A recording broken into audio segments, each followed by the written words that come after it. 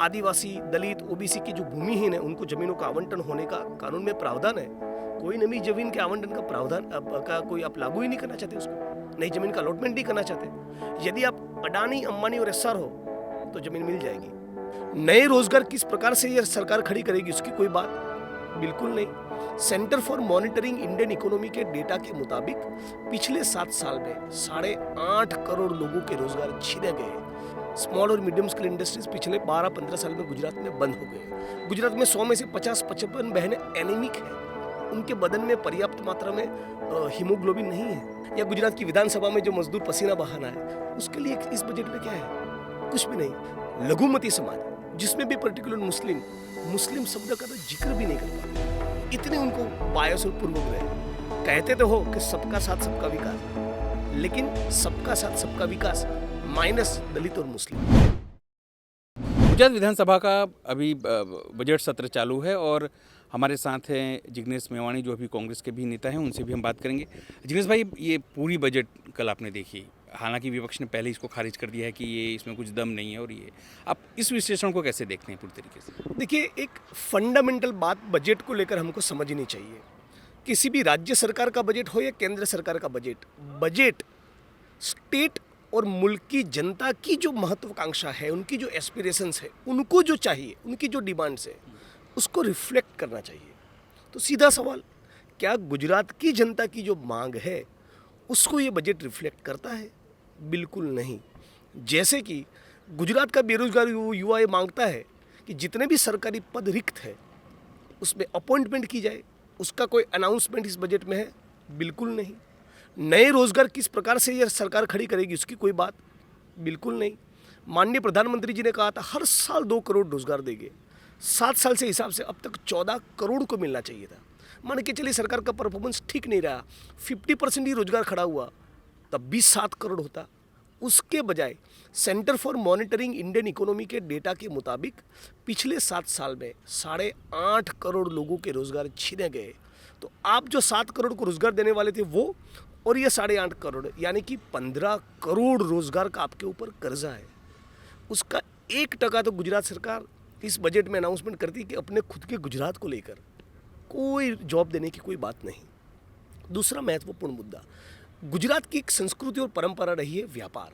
हम लोग हर बार दावा करते हैं जब से कोई विदेश से कोई टूरिस्ट आता है या गुजरात की संस्कृति और गुजरात के कल्चर को लेकर कोई डॉक्यूमेंट फिल्म बने तो बार बार हम कहते हैं कि 1600 किलोमीटर लंबा समंदर किनारा 1600 किलोमीटर लंबा हमारा समंदर किनारा है। यहाँ का एक व्यापारी मानस है। तो जो स्मॉल और मीडियम स्केल इंडस्ट्रीज़ है बंद पड़े हुए हैं, 35-40% स्मॉल और मीडियम स्केल इंडस्ट्रीज पिछले 12-15 साल में गुजरात में बंद हो गए। और यही वो बिजनेस है, छोटे उद्योग जो सबसे ज़्यादा रोजगार देते हैं। उनके रिवाइवल की कोई बात, उनके रिवाइवल को लेकर कोई ब्लूप्रिंट, उनको क्रेडिट देने की कोई बात एक शब्द बजट में नहीं है। तो कॉरपोरेट जायंट्स जो है वो तो है, अडानी अंबानी की अपनी एक जगह है वो तो है, लेकिन आपके और हमारे जैसे जो आम इंसानों को रोजगार देने वाले जो स्मॉल और मीडियम स्केल इंडस्ट्रीज थी उसको लेकर इस बजट में कोई नहीं है। मान के चलिए कोई इंडिविजुअल बहुत क्रिएटिव है, बिजनेस माइंड है, लेकिन उसके पास छोटा इंडस्ट्री नहीं है, एंटरप्रेन्योर है, तो ऐसे एंटरप्रेन्योर्स गुजरात में तो हज़ारों की तादाद में है, हर एक जिलों में, तहसील में है। उनको सपोर्ट करने की, उनको कैश क्रेडिट देने की कोई बात इस बजट में बिल्कुल नहीं। विपक्ष पिछले 10 साल से और सारे जो भी किसान आंदोलन के नेता है, कांग्रेस के साथ जुड़े हुए हो या इंडिपेंडेंट हो, 15-20 साल से कह रहे हैं कि नर्मदा की कैनालों का नेटवर्क पूरा करो, पूरा करो, पूरा करो। पूरा नहीं ही हो रहा है। इस बार भी उसको पूरा करने की कोई बात नहीं है। गुजरात में 100 में से 50-55 बहनें एनीमिक है, उनके बदन में पर्याप्त मात्रा में हीमोग्लोबिन नहीं है। तो इस पीड़ा को आप कैसे दूर करेंगे? उसको लेकर बजट में क्या प्रोविज़न है? कुछ नहीं। कोरोना के पूरे पीरियड में हम लोगों ने देखा कि इतने लोगों की मौत हो गई। सरकार ने पहले कहा कि 5000 की हुई, फिर बोला 15000 की हुई, फिर बोला 25000 की हुई। एक के बाद एक उनके हलफनामे सुप्रीम कोर्ट में क्रिटिसिज्म का भोग बने। तब जाके गुजरात सरकार ने कुछ हकीकत मान तो लिया, लेकिन कोरोना की इन पीड़ित परिवारों को कितना कॉम्पेंसेशन देंगे बजट में उसको लेकर कोई बात नहीं। अच्छा, जब आप बजट बना रहे होते हैं तो आपको देखना पड़ता है कि समाज का कौन सा तबका सबसे गरीब है। तो यहाँ जो भी फिक्स पे के, आउटसोर्सिंग के, कॉन्ट्रैक्ट के कर्मचारी है, चाहे वो आशा वर्कर हो, उनके लिए बजट में कुछ नहीं। आंगनवाड़ी की बहनें, उनके लिए बजट में कुछ नहीं। जीआईएसएफ के जवान और पुलिस, उनके लिए बजट में कुछ नहीं। सफाई कर्मी के लिए कुछ नहीं। मध्याह्न भोजन के कर्मचारी के लिए कुछ नहीं। मल्टीपर्पज़ हेल्थ वर्कर के लिए कुछ नहीं। होमगार्ड के जवान को लेकर कुछ नहीं। तो ये आउटसोर्सिंग और कॉन्ट्रैक्ट के कर्मचारी रात दिन जो आपके लिए पसीना बहाते हैं, एक विधायक को दूसरे एक फ्लोर से दूसरे फ्लोर पर जो प्यून और सफाई कर्मी अपने जो लिफ्टमैन लेकर जाते हैं, या हमारे एमएलए क्वार्टर्स के गेट पे जो सिक्योरिटी का गार्ड खड़ा है, या गुजरात की विधानसभा में जो मजदूर पसीना बहाना है, उसके लिए इस बजट में क्या है? कुछ भी नहीं। समाज के सबसे कमजोर तबकों में गुजरात का दलित और आदिवासी है। दलित समाज की गुजरात में तादाद है 7%।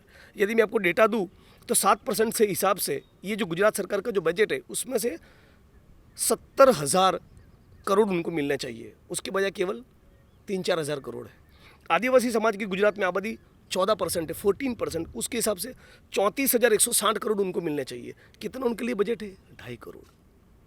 लघुमती समाज, जिसमें भी पर्टिकुलर मुस्लिम शब्द का तो जिक्र भी नहीं कर पाते हैं, इतनी उनको बायस और पूर्वग्रह है। कहते तो हो कि सबका साथ सबका विकास, लेकिन सबका साथ सबका विकास माइनस दलित और मुस्लिम, तभी ये बजट में उनके लिए कोई प्रोविज़न नहीं है। मुस्लिम समाज को स्पेसिफिक एक पैसा नहीं दिया है। छुआछूत को क्या हमें ख़त्म नहीं करना? भारत के संविधान के आर्टिकल 17 में कहा कि अस्पृश्यता की नाबूदी होनी चाहिए।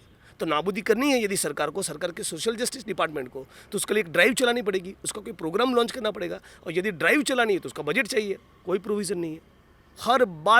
हर साल विधानसभा के सत्र में बोला हूँ कि मंगल पर पानी है कि नहीं, उसको ढूंढने की हमारे पास टेक्नोलॉजी है। सफाई कर्मी गटर में ना मरे, उसकी टेक्नोलॉजी क्यों नहीं है? तो रोबोट्स बन चुके हैं, उसके मॉडर्न इक्विपमेंट्स अवेलेबल है, उसको भी सरकार लेना नहीं चाहती। मतलब कि सफाई कर्मी गटर में मरे, you die, we don't care, ये एटीट्यूड है। तो सफाई कर्मी गटर में ना मरे, उसको सुनिश्चित करने के लिए जो रोबोट्स और इक्विपमेंट्स लाने चाहिए, बजट में उसका भी कोई प्रावधान नहीं। मतलब आपके आखिरी बात कि हेल्थ का इंफ्रास्ट्रक्चर जो हमने देखा, जैसे मेरा कॉन्स्टिट्यूंसी गुजरात के बनासकांठा जिले में है, 35 लाख लोगों के बीच में एक एमआरआई और सीटी स्कैन का मशीन नहीं है। अरे भाई क्या कीमत है उसकी? 1 करोड़। आप नई पार्लियामेंट बना रहे हो, 24,000 करोड़, 3500 करोड़ आपने डाले सरदार पटेल साहब के स्टैच्यू में। बुलेट ट्रेन का बजट है 1,10,000 करोड़। हवाई जहाज खरीदा प्रधानमंत्री ने खुद के लिए और राष्ट्रपति के लिए, कितना? 8,500 करोड़। और ये सीटी स्कैन का मशीन नहीं आप ले रहे हो, एमआरआई का मशीन खरीद नहीं रहे हो। कोरोना की आप ट्रीटमेंट की बात कर रहे हो, उसके डायग्नोसिस के लिए कि आपको कोरोना है कि नहीं, उसके निदान के लिए जो बेसिक ब्लड के सैंपल, ब्लड का जो टेस्टिंग के इक्विपमेंट चाहिए, वो नहीं है हमारे पीएससी और सीएससी में। तो यही तो गुजरात की जनता के असली मुद्दे थे, यही तो उनकी डिमांड थी, वो बजट में कहीं रिफ्लेक्ट नहीं हो रही। हाँ, एक चीज़ अच्छा हुआ, एजुकेशन का बजट बढ़ाया, लेकिन एजुकेशन के बजट में आपने जो कहा कि स्कूल ऑफ एक्सेलेंस खड़े करेंगे, मतलब कि मकान स्कूल ऑफ एक्सेलेंस का खड़ा हो गया, लेकिन यदि आप टीचर की भर्ती नहीं करेंगे या उसको ढंग से वेतन नहीं देंगे तो फिर कैसे चलेगा? तब उसकी भी कोई बात नहीं है। तो बेरोजगारी के सवाल को टॉप मोस्ट प्रायोरिटी मिलनी चाहिए थी गुजरात के बजट में।